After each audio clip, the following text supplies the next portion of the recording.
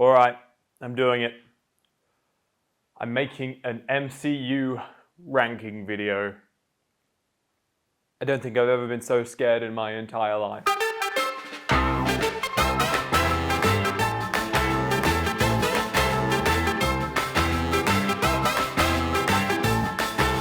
The MCU is like a cultural phenomenon. Like it is the first thing in a long time that has really just like captured the entire globe. It's bigger than Star Wars now. In fact, Star Wars is now trying to do what the MCU is doing. Star Wars, shut up. I used to love you. Your time is done. End. Sorry, was that a bit blunt? The Eternals is the new MCU film. It is right around the corner. It might even be out. I don't think it's out yet. Maybe by the time this video comes out it will be. I don't know. The Eternals is the new Marvel film. I thought now would be a good time for me to go and look back on them. Look back on all of the world, the magical world of the MCU. Isn't that crazy? It's a multiverse actually. It's not a world, it's a multiverse. So in about March this year, we went into a little bit of a lockdown, and in that lockdown, I did finish off Falcon and the Winter Soldier, and I looked at myself in the mirror afterwards, and I said, I have no idea what happened in that. I don't even know half the characters. I need to rewatch the MCU. And unfortunately, that's exactly what I did. Sorry, no, that's such a pessimistic way to start. MCU's fun, it's got crazy stuff happening, and I'm gonna rank them. That's what I'm gonna do today. I'm ranking them for you and your enjoyment. Why do you enjoy this, you weird people? Thor: The Dark World. I think this is the most generic way to start one of these lists. It's like bottom of the barrel in terms of originality, but I also think that's a good way to describe this movie. It's so grey and it's so boring. Like, I just think it's just so uninteresting. It's such an uninteresting movie. Thor! Well, Thor isn't getting a real good rep from me at the moment. This film, for me, is again just kind of boring and doesn't really know what it wants to be. It doesn't quite balance the Earth stuff with the Asgard stuff. Natalie Portman, I really like as an actress, but she's really dull in this one. It's just, these first two Thor movies, man, they're just so unengaging to me. I don't relate. I don't sympathize. I don't care. The Incredible Hulk. Not so incredible now, are you, Hulk? Considering you're barely relevant to the MCU. This film it's so dated. It's probably the most dated of the MCU. I want to say the acting, the score, and the dialogue all comes off just cringy and just so 2000s. Sometimes it's got this kind of cool nostalgic thing about it, but beyond that, it's just so dated. I do, for some reason, always find myself enjoying the first act of this film. I don't know why. It's got this cool franticness of it. I believe it's still shot on film. I don't know. It's just a different start to an MCU film, but that's all I can really say I enjoy about this one. Avengers: Age of Ultron. To quote myself, just freaking dog shit, mate. I don't know. I really hate this film. I think it's such a poor attempt at a follow-up from the first Avengers, which has such a kinetic energy, such a good sense of humor. This film takes itself so seriously, and then it's like they try to interject little bits of humor into it that just don't land. Like, oh my god, Cap swore. The film also looks so bleak after the Avengers, which is so colorful, and you know, it has this big sort of IMAX frame size, and it looks great. And then Age of Ultron is back to letterboxed, just gray, just really, really bleak, and a lot of CGI, a lot of uninteresting characters. All of the characters that are usually great kind of feel not so great in this film. It's a no from me. I've got a difficult relationship with the MCU. I for a long time was like an MCU purist hater. I just hated everything about it. I was like, why all these movies gotta connect? What are you doing? Little did I know, every franchise was then going to copy that.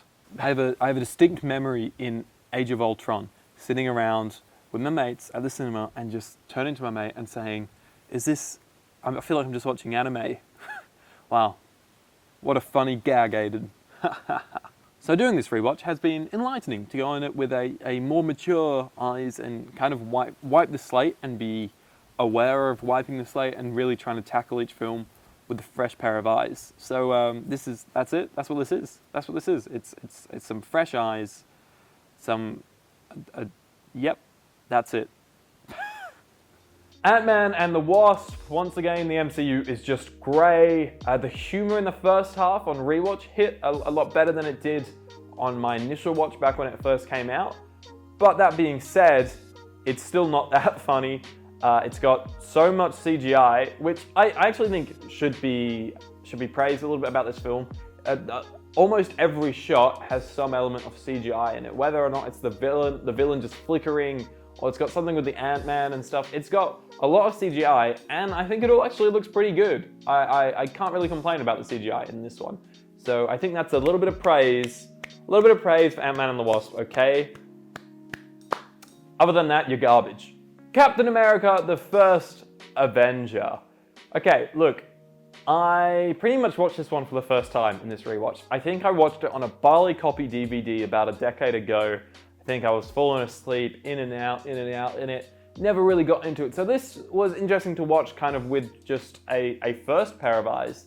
And for me, it's pretty dated, but I think it's a lot of fun. It doesn't look like a lot of MCU films. It doesn't feel like a lot of MCU films. Chris Evans is really good as Cap. And Sebastian Stan, that's his name, right? I think is Bucky. And he's really good. And when they're together, they're really good. I wish there was a lot more of that. I think the film was really anticlimactic. I think Red Skull was really bad. It's alright. It's fine. I think this is where the MCU movies get fine. Speaking of fine, Iron Man 2. I think this one gets shut out a little bit more than it deserves. I think it's a bit of fun. It's still shot on film by the looks of it, which is real nice. It's got a nice. It doesn't look like every other MCU film. Elon Musk is in it. Didn't see that coming. And it does kind of fall flat on its head though, which is unfortunate. I think it's a fun watch. Oh my god, my dog. The villain or villains become, I think, easily forgettable and are very silly. They be hammering it up, if you know what I'm saying. And it's just silly. There's cringy drunk Iron Man sequences. I think the SHIELD interference with the plot is quite forced. I think Scarlett Johansson is so overly sexualized in this that it's actually not even funny. Like it's not even like, I don't know why this isn't spoken about, because it's just the way she's shot, the way it's just, there's a poor SJ, all I'm saying. Shang-Chi and the Legend of the Ten Rings. This is a confusing one to me. I do need to rewatch it because I saw it at the cinemas after a long day, and I did have a bit of a snooze in the middle for like 10 minutes or so, and I think it was 10 minutes that maybe were a little bit crucial to the plot. So, go on, comment how I can't have an opinion about this movie. But I do, and I'm going to tell you. Anyways, Shang-Chi, it's got some cool action, is about as much as I can say on the good side of it. Like, that bus sequence is, yeah, it's pretty cool. I think it's got a real rawness and the action feels real for the first half. The first half is very colourful and pretty, and it's the first time in a long time in the MCU that I was like, wow, damn, this movie looks pretty good. And then everything in the back half just goes against that. It's grey. The whole last scene just happens in grey environment. It's so full of CGI. Bloody, like, dragons? Dragons? Okay, sure. That's fine. I don't hate that. It's just that then the action becomes like, whoa, we're flying around on a dragon. And for me, that action then becomes uninteresting and unbelievable in a film where the action prior to that had been so raw and rough. And I hate Aquafina. Endgame. Avengers Endgame. I always thought this would end up higher on the list because of that epic moment at the end, but on rewatch it becomes pretty clear to me that an epic moment at the end can't save a 3-hour movie. It's bleak, it's boring for the most part, and it relies on heavy fan service, which, as someone who enjoys the MCU but isn't overly invested in it, just comes off a little bit for lack of a better term, wanky. It just kind of tugs its own balls a little bit too much, because you expect a bit of you expect a little bit of ball tugging for the film that is the climactic event of all of it, but you also, you know, don't you want to embrace all the new stuff that you can be doing rather than just looking back for an hour and a half, going to the old movies and stuff like that? I feel like it would have been nicer to invest in new worlds and introduce new concepts to the MCU. I don't know. It's just so bleak, and it's one of those ones where it takes fan service too far. I got into an argument with a few of my mates a few months ago where someone, controversial opinion, said that the best cinematic experience they ever had was Endgame. Now, this was the same bloke that I'd been to see The Force Awakens with. And now, even though that now I'm not a big Star Wars fan, I still got to say, watching that film for the first time was something else. It's, you know, the opening, the Lucasfilm comes up and you clap. The Star Wars comes up, you clap. The crawl goes, you clap. And then you get the first shot, you clap. So many firsts, so many great returns to form in that film. The energy of it, the humor actually hit. Overall, what a fun time. Now, the film might have not had that one Endgame moment in it, which is good, to be honest, because when they tried to do that in Rise of Skywalker, that was ooey. But the thing is, watching Endgame, you've got one good moment. One fun, big moment. And that's about it. So I just feel like these two big movies, you can't compare. Force Awakens wins. Easy. Don't even complain. You know I'm right. You know it makes sense. This scrap turned into a 2v2 scrap. 2 people voting Force Awakens, 2 people voting for Endgame. And I can't believe people could even consider Endgame. Hey? Falcon and the Winter Soldier, the series that kicked off my rewatch. I think this series is pretty fun. The CGI is not great, and the action is very like, but I think it's got a decent amount of entertainment value. I was pretty hooked in there for a little bit. I think the villain and that whole storyline isn't great. I did enjoy the ending.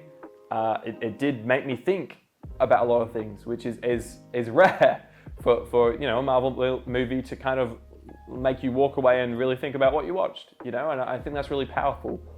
But that being said, the plot is just quite naff beyond that. But that being said again, I understand that this series was so reworked because originally it was about a pandemic and they didn't want to have that involved, which I can totally understand. And so I do want to give this series a bit of props for somehow salvaging a storyline out of stuff they'd already shot that is so different to what they originally planned. But as you can expect with that, it doesn't always quite work. Doctor Strange, so heavily inspired by Inception that it is a little bit, I guess, not as mind-boggling as you'd like if it was maybe original in the way it visualizes a lot of stuff. But it's cool. I love Benedict Cumberbatch as an actor. Not in this movie though. I think he seems to just perfect it a little bit more come Infinity War. I don't know whether it's his accent. Something about him just feels off in this movie. I think maybe Doctor Strange isn't that likable of a character in this film. And I do think that's the point. He's meant to be like narcissist, is it? Is that the right word? I don't know. He's a dickhead, basically. The film is very grey and also very white. Lots of whitewashing going on here. That was not a good choice on Marvel's behalf there. That didn't age too well, did it, Kevin? Ant-Man! Yeah, okay. I'd love to see Edgar Wright's iteration of this, and you can still see a lot of the Edgar Wright-isms in this film, which is cool. It gives it a little bit of flavour. It makes it stand out from what is becoming quite a bleak MCU at this point, where it is, you know, right after Age of Ultron, I believe. It's a pretty bleak time in the MCU. So this film, it's a bit of fun. It's got a different aspect ratio. It looks a bit different. I still think it looks a bit moodier than it should, because it should be such a fun, silly film, which it is, but then it just kind of has this moody look to it. Paul Rudd is one of the best casting choices in the MCU. There, I said it. He's so much fun. And it's the whole film. The whole film's a lot of fun. Spider-Man Homecoming.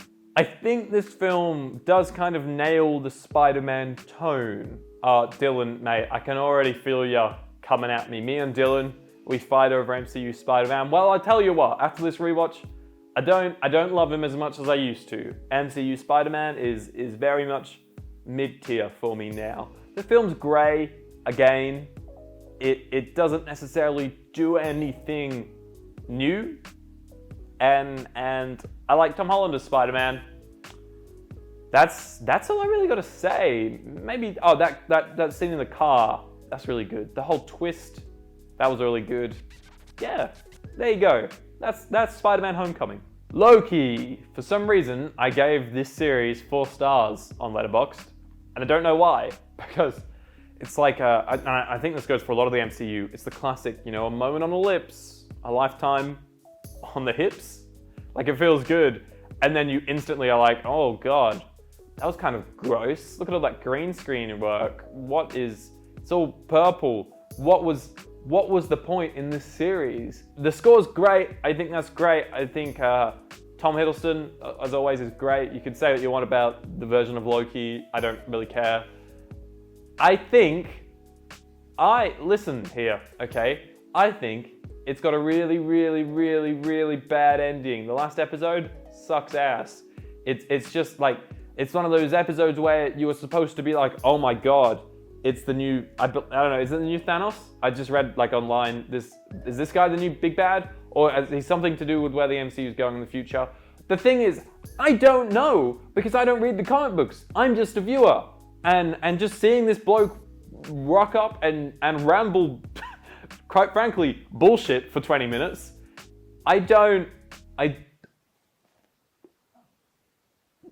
what is it? What's going on here? Kevin? I'm looking at you again, Kevin. I'm gonna target you, man. I'm coming. Why you gotta do this? I was having such a lovely date. WandaVision, the first Marvel TV show. I think this thing gets a lot of praise. And I don't necessarily... Okay, now I understand why. It starts off quite different than any MCU show. But I think just as a show in general, it doesn't do anything new. So many TV shows do really great versions of this whole, stylized episodes and stuff. Mr. Robot has a really great sitcom style episode. Scrubs has like an 80s sitcom style episode. It's nothing new other than the fact that it has a bit of a mystery through line. But I think from the get-go, you kind of know where it's going. And then they take you there, and then they go, no, it's not actually this creative idea. It's CGI woman. No, not CGI, but it's a lot of CGI. No, it's not. It's nothing. I don't even remember how this thing ends. It's like Vision, some good Vision on Vision action. CGI just fights in the air, overabundance of CGI, and some witch who is just a generic MCU villain. She's Captain Jack Harkness, isn't she? I think that's her name, right? Isn't there a whole episode that's just grey? I think I just watched one episode at one point where I just looked at a grey pixel on the screen for about 40 minutes. I do think that happened. I have a strong, vivid memory of grey. Spider-Man Far From Home. Oh, how you have fallen. I used to really love this film, and I would have put it at like kind of the top end of my MCU ranking, but now it's very mid-tier, isn't it? It's a lot grayer than I remember. I think Jake Gyllenhaal's a lot of fun. I think Spidey-Man is a lot of fun, and it's in Europe, and when it came out, I'd just been to Europe, and I love young adult dramas, and so all that stuff is like yummy, yummy in my tummy. And then beyond that, it's a bit shit, isn't it? Funnily enough, I went to Venice before this film came out, and I have pretty much the same hat that Ned wore in this film. So forgive me for looking on this film with rose-colored glasses. But I do think if you look very deeply into the character work, it doesn't quite work. And I do think the plot's a bit silly. Drones, I don't know. London, I think, is visualized in a boring CGI way. I would have loved to have seen that beautiful city so much more practically. But hey, it's fun. I got a lot of love for this film. People always talk about that Mysterio sequence and how the whole film, I don't know, have been a bit more of that, where, you know, he's like going through Mysterio's vision and stuff. I gotta say, that whole sequence for me is one of the lower points of this film. Because it's just a lot of VFX work. And as you'll find out as we get to, as I'll say when we get to like Infinity War and stuff, I struggle to relate to that kind of thing, I think is the best way to say it. Iron Man 3. I remember watching this film at the movies and really enjoying it, and I still actually really enjoy watching it now.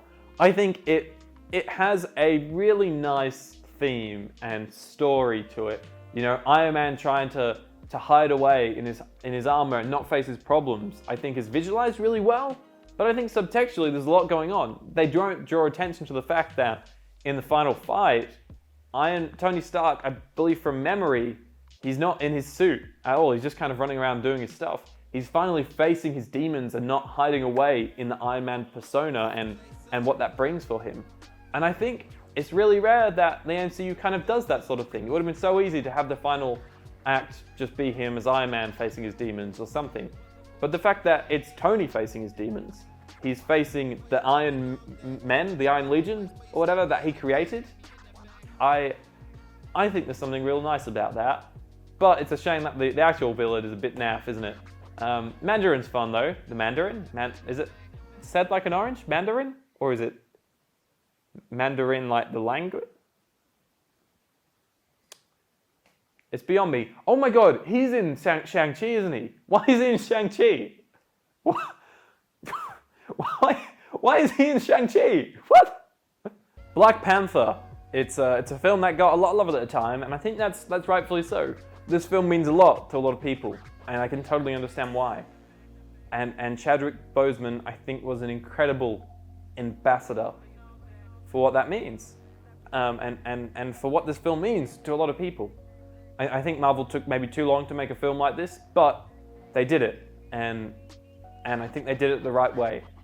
It was, I don't know, I struggle to want to critique the film because it is so powerful in a way, I think. And it's not perfect. I do think that maybe Michael B. Jordan does slightly overshadow Chadwick a little bit, which is unfortunate. And I think there's a decent amount of CGI that I'm not fond of. But I just think this kind of film, you've just got to appreciate it for what it is, you know? Just a big cultural shift, an important one. Honestly, I feel like I must have been drunk when I made this list because these next two are not where they should be, but apparently they are. So I'm just gonna go with it. Captain Marvel is not a top 10. Apparently it's my 10th favorite MCU film, but I do enjoy it when I watch it, is a thing though. So maybe I am right. I'm always right. Aidan, you're a winner, not a loser. I think the de-aging for the most part looks really good, especially on Nick. Nick looks really good, and I like Brie Larson as Captain Marvel. I think she's cool. I think she's a fun character. And I think I like the story. I like the twists and turns that it takes us on. I think it's funny. I like Ben Mendelsohn. He's really funny. That good old New Zealand boy. Is he New Zealand? I think he's New Zealandish, isn't he? Or is he Australian? I think he's New Zealand. I don't know. I don't even know my own accents. Black Widow, baby. Yeah, like, once again, probably shouldn't be this high on the list, but you know what? It's where I put it, and now I'm not going to go and rework it. Black Widow is a film that is what it says on the tin. It's a Black Widow story. It's Scarlett Johansson probably doing what she does best at Black Widow. She's really good. She knows the role in and out now, and she's good fun. I think the physics of the action are tested pretty well.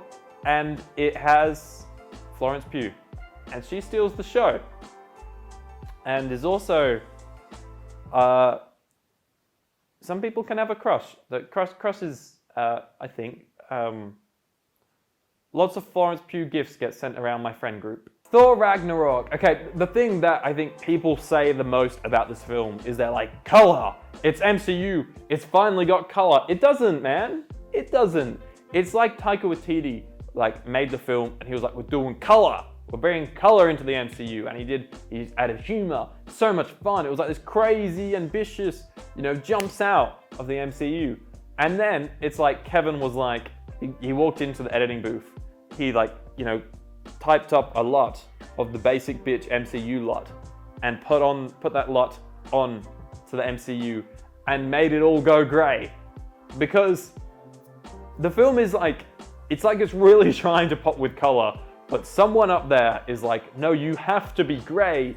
You're a Marvel movie. But yeah, film's a lot of fun. Taika's a great director, one of the best directors out there. He really, I think, fits in with this type of movie, and he saved Thor. Avengers Infinity War. This is the big crossover, well, the start of it. Once again, I think this film does have a decent amount of genuine color. I think the action's fun. I think it's got so many, okay, this is the film that has a really good mix of fan service moments, but also taking itself seriously in terms of giving us a substantial plot. There's lots of plot threads in this film, two that I don't really care about so much. One is every time we cut back to Thor in this film. Why do I hate Thor so much? I just think it's boring. It is just like really dark. Peter Dinklage is a small giant. I don't know. I think maybe they're trying to be ironic. I don't know. It's just boring. I don't care. He gets his eye back or something as well. But also, I don't really care about the Thanos side of things. Call me crazy. Thanos, I think he's a fine villain. He's fine. I struggle to relate to him because he's just CGI. And that's just how my mind works. And people are gonna say, you know, you can't criticize a movie because of CGI. And, well, I'm doing that. I can do that because for me, just for me, and I understand that this is different for everybody, but for me, I struggle to relate to a lot of like really big CGI set pieces and really big CGI characters. I just much prefer the films that have you know, real characters that aren't just a big villain. And I think, okay, I feel like I'm gonna get shot on a bit here. I think the reason that Thanos gets a lot of praise is because he's one of the first MCU villains to actually have a bit of a backstory. I said it. I've said it. I've said it, okay? I don't think his backstory is at all that creative. I just think the fact that he has a backstory, everyone now thinks he's the best villain. Okay, I said it. But I do love this film. It's a lot of fun. It is a lot of fun. It doesn't overstay its welcome. It's got a really good energy about it. It's got really high stakes. And I think the humor is actually really funny. Tony calling Squidward Squidface or Squidward? He called him Squidward. I just stole his joke.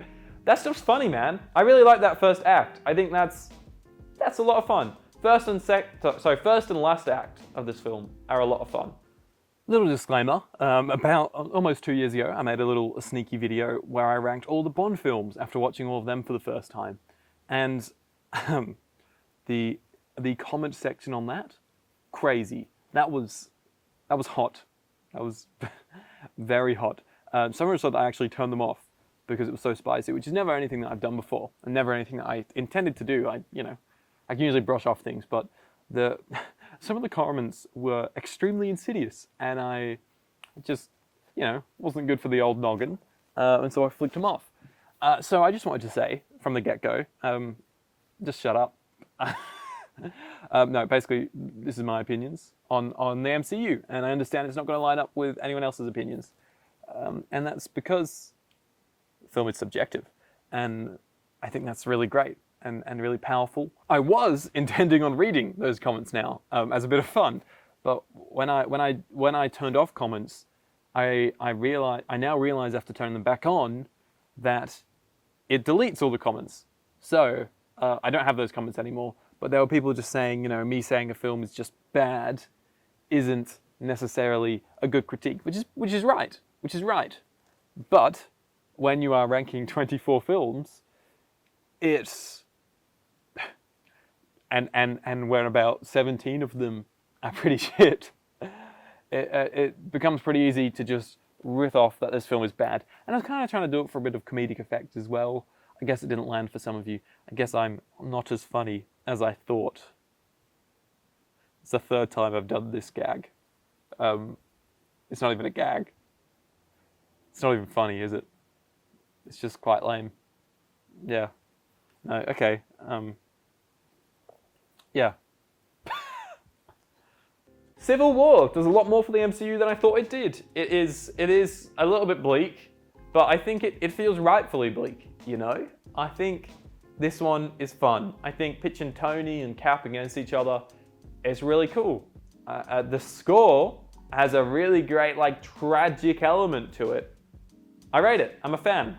I'm a fan of Civil War. Avengers does Hawkeye dirty, but beyond that, really rate this film. I think it's got so much energy. You know, it's the first time since That So Sweet Life of Hannah Montana that this big, ambitious crossover has been done. It's crazy. It's awesome. It does everything so well. The CGI holds up. The practical holds up. It does, I guess, kind of fall apart in the end with a big CGI army. But I think the performances are that great, and it is so much fun, and that action scene at the end is so earned by that point. That it's just so good. I think it's really well directed. I think I like this film, but just as for Hawkeye, hopefully we'll get that in the new show. Captain America: The Winter Soldier. Once again, on my rewatch, this was probably the first time I've watched this film properly in full, because I feel like I've watched it in parts, but not in order. Just like, I'll see the end on TV one time, and then I saw the start on TV one time, and I got the gist of the plot. But this is the first time I think I sat down and was like, I'm gonna watch this film. Man, it's great, from start to finish. So well directed, so well performed. It has the grey color grade, but I think it works in this film. I think the film is rightfully bleak, and I just think it's part of the direction of the film. And I believe that then the MCU saw how successful that was, and how serious of a look it was, and they just copied and pasted that as a color grade onto every other MCU film. Anyways, beyond that, film's really good. I really like Chris Evans and Scarlett Johansson in this movie. I think they're a really good dynamic, and I just like, running, people being outnumbered, like the underdog stories where the government turns against people and stuff like that. I think I like that stuff a lot, okay? All right, ladies and gentlemen, let's go top 3. Guardians of the Galaxy Volume 1. There, I said it. This film, I don't think I liked that much at the time. I thought it was fine. But on every time I rewatch this, I seem to enjoy it more and more. I think it does have a surprising amount of practical effects for a CGI-heavy movie. I think James Gunn is so much fun as a director. I think the characters are so much fun. And beyond that, it's just a really bold new step for an MCU film to take, I think. And I think they do it so well. Oh, man. Okay. This has changed a lot over the years, and I can't believe I'm gonna put this here. Guardians of the Galaxy Volume 2 is my second favorite MCU film. I used to hate this film. When it came out, I despised it. I watched it in a double showing. They re-showed the first Guardians, then put the second one on, and I was just like, man, it just sucks, doesn't it? I think I hated it. I think if you look at it as one whole film, I think maybe it crumbles a little bit. I think the first and second act are not great, to be honest. I think they interject too much humor in serious beats, and I just think they're really messy. I don't think it balances jumping around between all the plot threads properly. You spend 20 minutes with a character, and then you spend 2 minutes with a character, and that just kind of stuffs the pacing. But the third act, man, talk about emotions and character work and things like that. I do hate Ego as a villain. I don't like him, but Dylan, who I feel like maybe has talked me around this movie a little bit, and that's why I've kind of put it up a bit higher. He has said that what's so great about Ego is it's the father he thought he wanted, but he's shit, and he's not the right father for him. And I think that's really great. I do think that's an excellent idea. I just don't like him when he becomes sort of the villain of the film. But beyond that, a lot of fun and lots of actual good color in this film. Also, great soundtrack. I know it's people say that about these films all the time. You know I have nostalgia for these films, man. We listened to it on the Albany trips. They are so much fun. There's only one film left. It's Iron Man. Yep, generic film purist. You have a real opinion, Aidan. Sorry. Iron Man is a really good film. This is the better version of that War Machine guy, in my opinion. I know a lot of people disagree. I just think the main one that does all the other War Machine film, the other appearances of War Machine, I think is very Disney casting. He's very funny, witty. He's got the build of a Disney character a lot more. Whereas this actor, that plays him in the first film. I should know his name, but I'm not going to look it up. I've been talking for about 50 minutes. This version of the character, I think, isn't standard Disney casting, and I think the humor is it's downplayed, and I think that's so good. The film is set on film, amazing. Tony's great in this, amazing. The first 2 acts of this film, amazing. Last act is when you get a little bit, superhero-y and all that, but it is. I think something can be said about the fact that this film started off all of these other films. I think there is such an incredible usage of practical effects in this film, which, like I said, that's sort of when I can relate to things a bit more when things are done practically. It's great, man. I really love this film. I love it so much. Sorry, I just finished recording and I just realized I never recorded an ending, that was awfully amateur of me, wasn't it? MCU, yeah, it was fun. It exists. Wasn't quite for me, wasn't quite up my sleeves, but it happened. I'm glad I rewatched it. I enjoy some good bits. There's some bits I don't enjoy. A lot of it is just this vague, grey mess, though. Not really excited for where it's going. I can't really say that there's any of the films or shows coming out that I am that excited for, which is a big shame, especially considering I've just made a 35-minute video about this. I've literally just edited it over here now, and it's 35 minutes, isn't it? Well, you'd know. You're watching the video. I think this is the part where I say put your rankings in the comment section below, and I might read them. Probably won't. All right. Yep. Video complete.